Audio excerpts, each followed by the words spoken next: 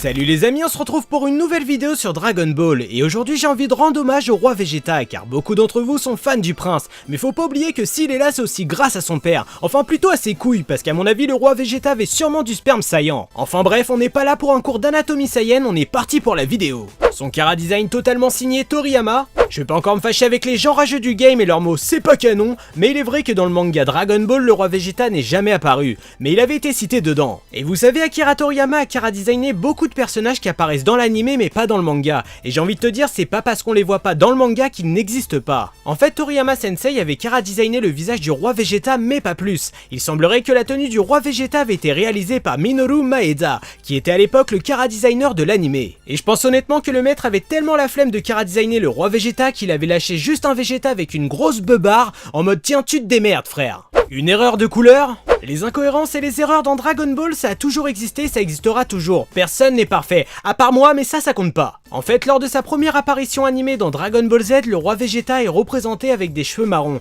et personnellement moi ça me choquait pas. Mais suite à la révélation de Vegeta lors de l'arrivée de Mirai Trunks où il explique que tous les Saiyans purs ont les cheveux noirs, l'animé Dragon Ball corrige la couleur des cheveux du roi Vegeta. Lors de sa nouvelle apparition dans l'épisode 124 de Dragon Ball Z où Vegeta se remémore les paroles de son père, les cheveux du roi sont devenus noirs au lieu de marron, et ça dans le plus grand des calmes. Mais où est passée la queue de Saiyan? Ce qui fait à la base un Saiyan, c'est sa queue, qui lui permet de se transformer en singe géant lorsqu'il mate la lune, tout ça, tu connais les bails. Et pendant longtemps, cette fameuse queue était à la fois la plus grande fierté mais aussi la plus grande faiblesse de ce peuple, qui n'avait que pour but de conquérir et anéantir. Et bordel, dans Dragon Ball Super, j'ai été choqué déçu. Lors du flashback où on voit Beerus en train de faire manger le sol au roi Vegeta, à skip c'est bon, le roi Vegeta a perdu à la fois ses couilles contre Beerus et sa queue de Saiyan. Et là je parle pas du zizi banane, hein, et me dis pas ouais ça peut être caché sous sa cape. Suis-je obligé de te rappeler que tous les Saiyans mettaient leur queue autour de leur taille pour éviter qu'on la chope? Enfin bref, t'as compris, on a eu le droit à une belle incohérence. Vegeta avec l'armure de son papounet? Lors d'une ancienne vidéo, j'expliquais que selon moi, si Vegeta ne s'était jamais proclamé roi, c'était à la fois par fierté mais aussi par respect pour son père. Je vais pas rentrer dans les détails, mais pour moi, comme Vegeta n'a jamais été couronné, il a simplement gardé le titre de prince afin de ne pas entacher la mémoire de son père. Et sérieusement, qui n'a jamais imaginé Vegeta en roi avec les couleurs ou l'armure de son père?